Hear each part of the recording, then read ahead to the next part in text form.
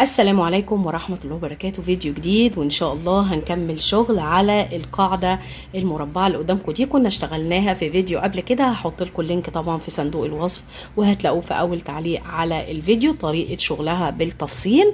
معايا القاعدة جاهزة على الشغل على طول. أنا وصلت طول الضلع بتاع المربع ل 19 سنتي واشتغلت 7 سطور من خيط متوسط السمك. ده خيط الكليم اللي أنا هشتغل بيه. بصوا ده شكل المربع من قريب، شكل الغرز، والظهر بتاع المربع نضيف جدا ومش باين مكان لاي قفلات. معايا العلامات الموجوده دي، العلامات دي كنا حاطينها في الغرزه اللي كان فيها تزايد واحنا بنشتغل المربع. وده الخيط المتصل بالشله.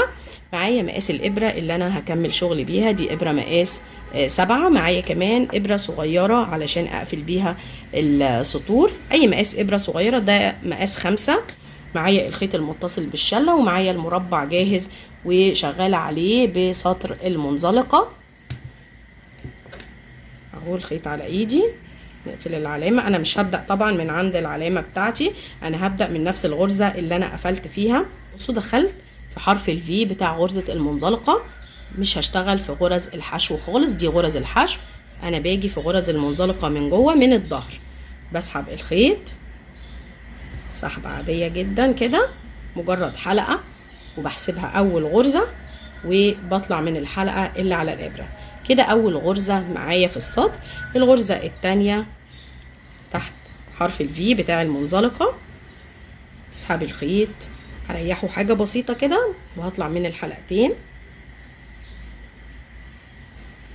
اللي بعدها.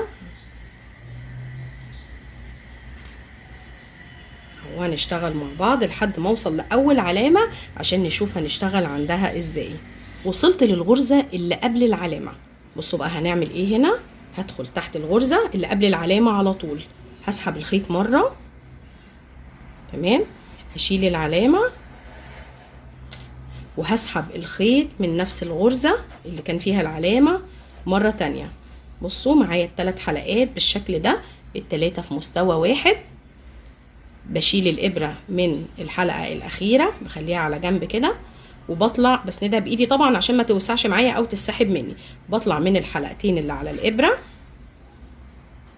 برجع للحلقه اللي انا سايباها وبطلع من الحلقتين اللي على الابره وبرجع العلامه في نفس الغرزه اللي هي كان فيها العلامه اهي.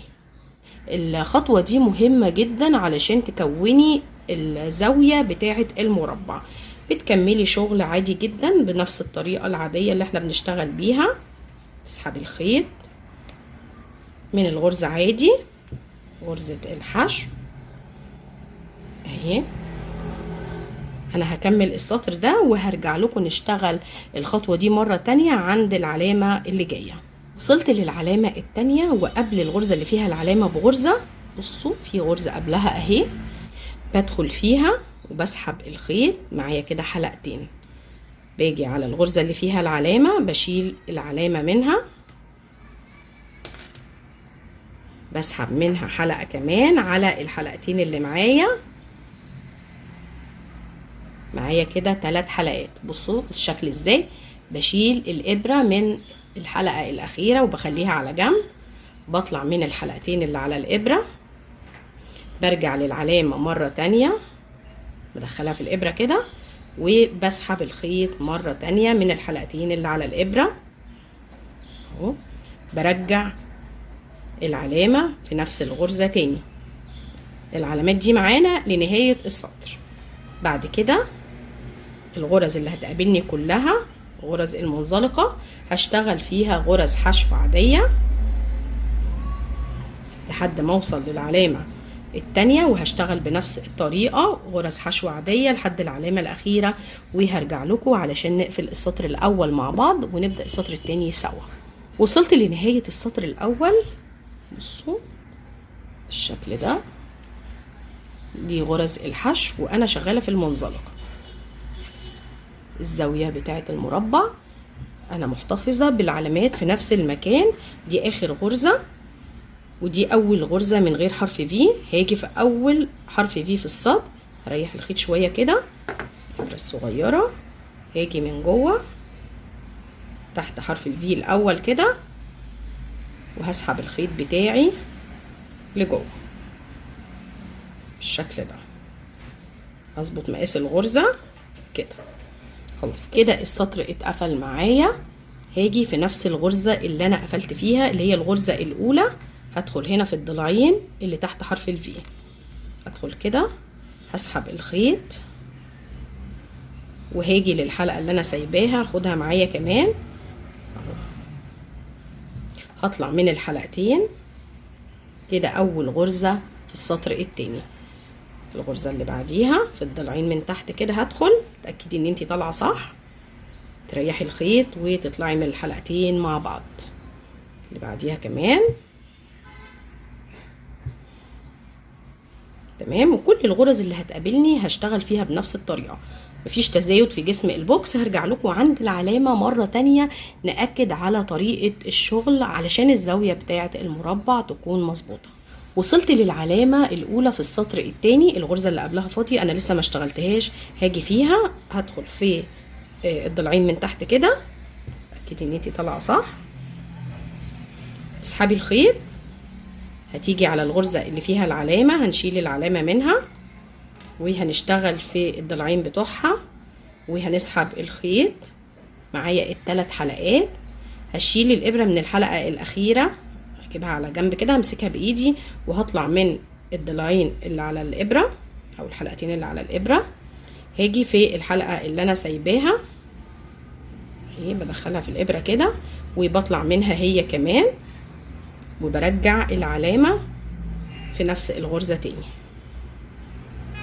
خلاص بالشكل ده.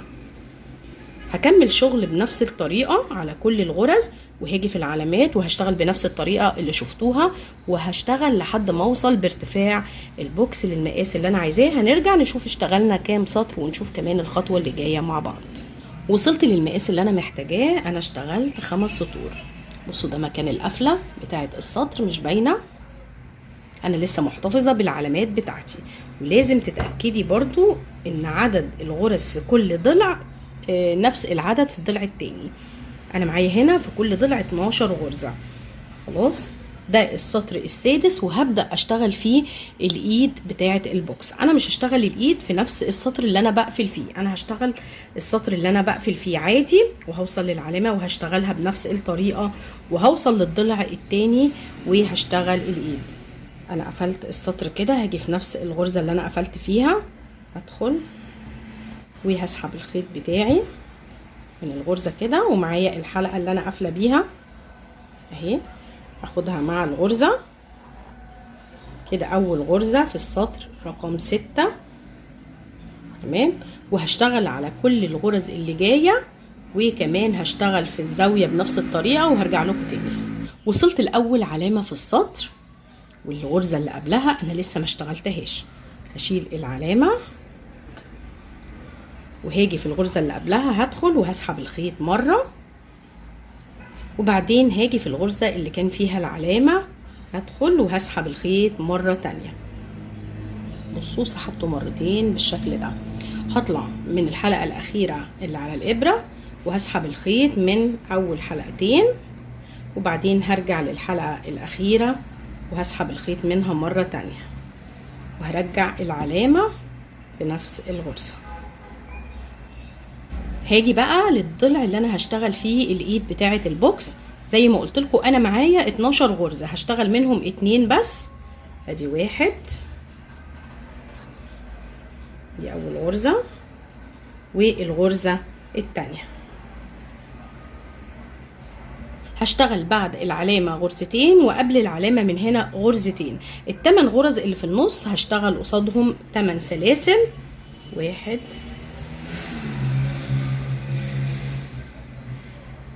2 3 4 5 6 7 8. بصوا بالشكل ده شايفين. حاولوا تريحوا ايديكم وانتوا شغالين السلاسل دي علشان الجزء ده ما يكونش مشدود.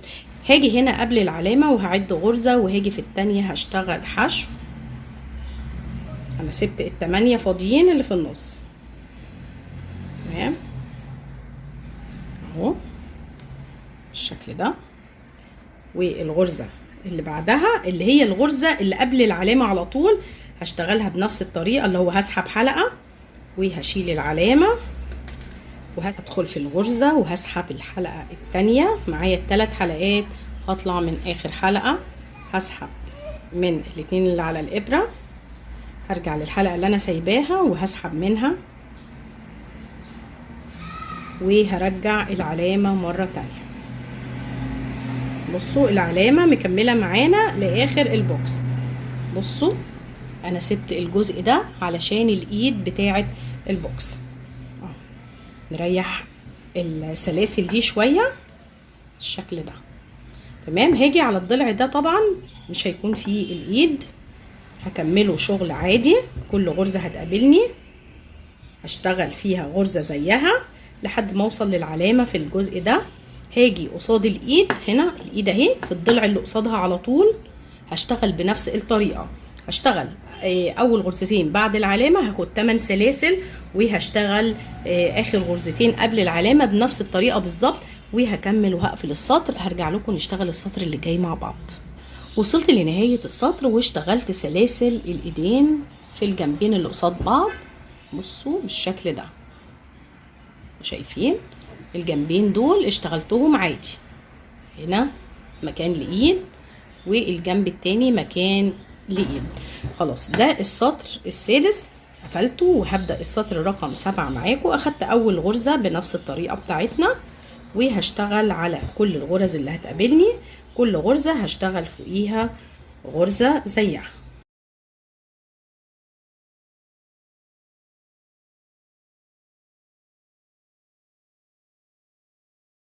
وصلت لأول علامة في السطر، الغرزة اللي قبلها لسه فاضية، هاجي فيها وهشتغل وهسحب الخيط، بس مش هكمل الغرزة.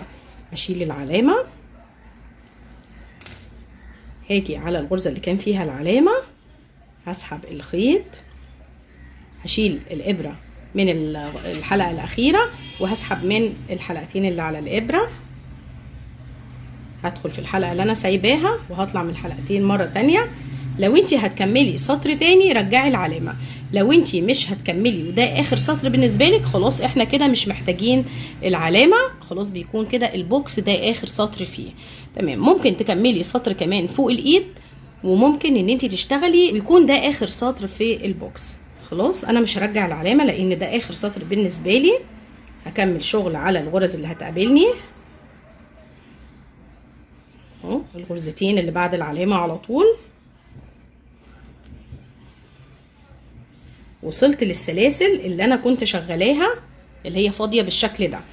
انا سايبه هنا 8 غرز واشتغلت قصادهم 8 سلاسل. ممكن اشتغل فوق السلاسل دي 8 زيهم، ولو حسيت ان المكان فاضي شويه ومحتاجه ان انا ازود غرز ممكن اخليهم 10. بدخل جوه الفراغ نفسه هنا كده، بسحب الخيط وبطلع من الحلقتين بالشكل ده، بدخل في نفس الفراغ وبشتغل الغرزه الثانيه كده، التالتة، الرابعة، وبتلم الغرز على جنب كده. بصوا الخامسة، الستة، نحاول نخليهم متساويين، 7،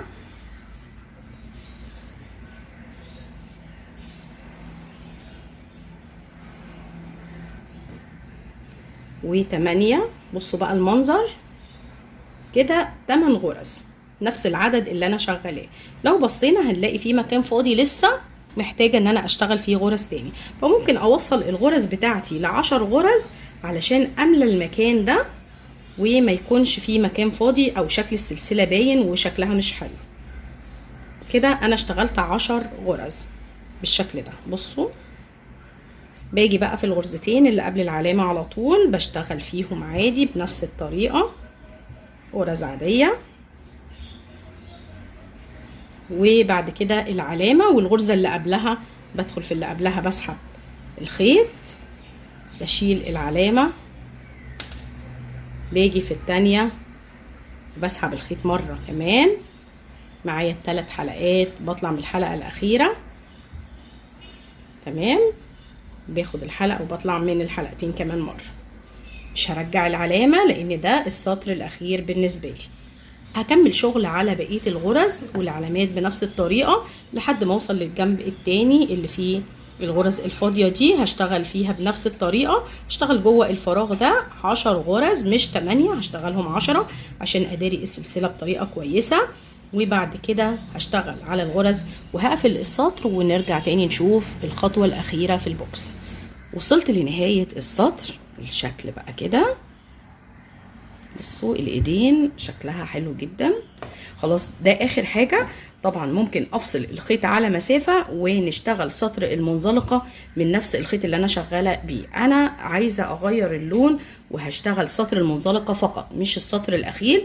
انا حابة السطر الاخير يكون من نفس اللون عشان الايد. هشتغل سطر المنزلقة بس باللون الابيض علشان اكسر اللون، ما يكونش البوكس كله بالقاعدة لون واحد. فهفصل الخيط عند السطر ده اهو. دي اخر غرزة حشو اشتغلتها. هسحب الجزء اللي باقي كله، انا فصلت الخيط بتاعي، هسحب الجزء اللي باقي اهو. هنقصره كمان على مسافة كده عشان نعرف ننضفه. هسحب الخيط بالشكل ده من الغرزة الاخيرة. هاجي على حرف الفي في اول السطر وهسحب الخيط لجوه عشان اقفل السطر قفله مظبوطه. كونت اول ضلع، هضم الغرزتين على بعض كده عشان يكونوا جنب بعض. هاجي من داخل البوكس الغرزه الاخيره اللي انا اشتغلتها، هدخل تحت الحلقه الثالثه وهطلع في نص حرف الفي بتاع الغرزه الاخيره بالشكل ده. انا داخله كده تحت حلقتين، هسحب الخيط بتاعي لداخل البوكس كده. السطر اتقفل معايا بطريقة كويسة جدا. هظبط مقاس الغرزة عشان تكون نفس المقاس بتاع الغرز التانية. بصوا خلاص البوكس مش محتاج حاجة. خلاص سطر منزلقة بس يعني ايه، للتجميل كده، يكسر اللون بتاعي، يمسك الحرف بتاع السطر الاخير شوية. لو حبيتي ان انتي ما تشتغلهوش البوكس كده شكله جميل جدا زي ما احنا شايفين. خلاص اللون الابيض معايا اهو في نفس المكان اللي انا قفلت فيه عشان انضف الخيوط مع بعض. خلاص الخيوط دي هتتنضف بالابره اللي انا شغاله بيها او ابره مقاس اصغر، او هتنضفيها بابره التنظيف البلاستيك. الغرزه الاولى في السطر هدخل تحت حرف الفي كده، هتني الخيط بتاعي بالشكل ده 2 وهسحبه. انا مش هعمل عقده ولا حلقه ولا اي حاجه، مجرد الخيط اهو وهنضفه في الاخر. سحبت حلقة واحدة كده، هاجي على الغرزة اللي جنبها هسحب حلقة تانية. مش هشد ايدي خالص طبعا علشان الحرف بتاع المربع بتاعي او البوكس بتاعي ما يلمش لجوه. انا عايزاه يكون مفرود واخد الشكل المربع. البوكس المربع ما ينفعش فيه بومبيه خالص، فما تحاوليش ان انتي تشدي ايديكي في غرزة المنزلقة ولا في الغرز عموما اللي انت شغالاها. خلاص الغرزة التانية اللي بعدها الحلقة اللي على الابرة هطلع منها منزلقة، اللي بعدها منزلقة،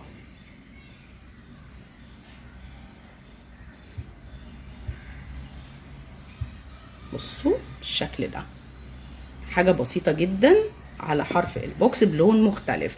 انا هكمل على كل الغرز بتاعت السطر الاخير غرز منزلقه، وهاجي على الايد كمان هشتغل في كل حرف فيه هيقابلني غرزه منزلقه. هشتغل وهرجع اوريكم الشكل النهائي للبوكس وهنقول كل التفاصيل الخاصه بيه.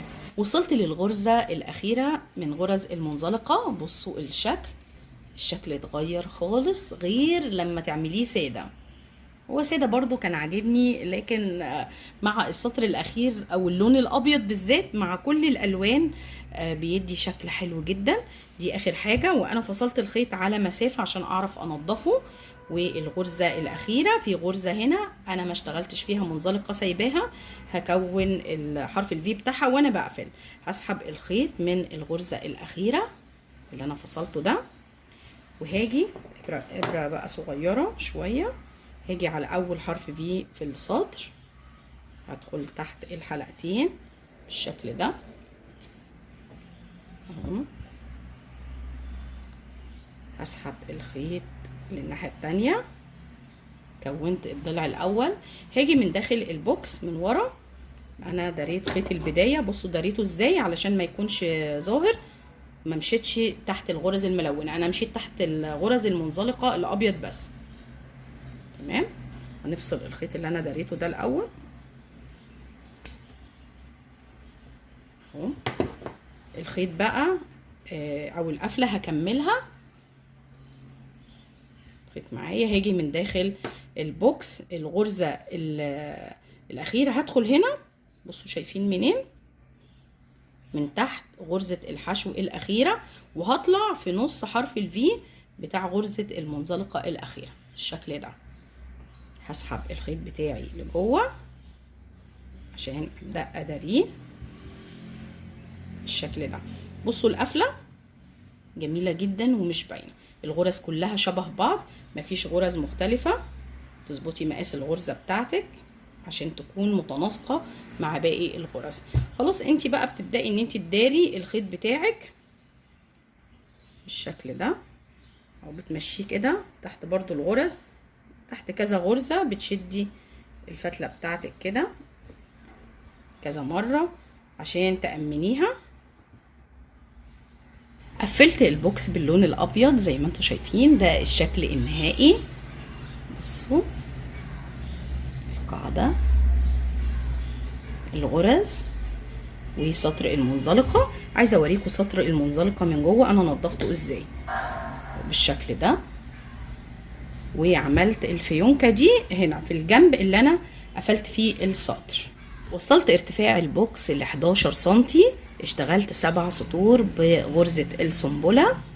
وزن البوكس 425 جرام من خيط الكليم. الخيط بتاعي ما كانش رفيع، يعني كان شوية متوسط السمك او اعلى حاجة بسيطة. بصوا شكله جميل جدا. اتمنى ان شاء الله ان هو يكون عجبكم وان الطريقه تكون سهله بالنسبه لكم. هستنى رايكم في التعليقات. لو عجبكم الفيديو دوسوا لايك، واللي لسه بيشوفني لاول مره وما عملش اشتراك يدوس على كلمه اشتراك او سبسكرايب الموجوده تحت الفيديو، وكمان يفعل الجرس علشان يوصلوا كل جديد من الفيديوهات اللي بتنزل على القناه. والسلام عليكم ورحمه الله وبركاته.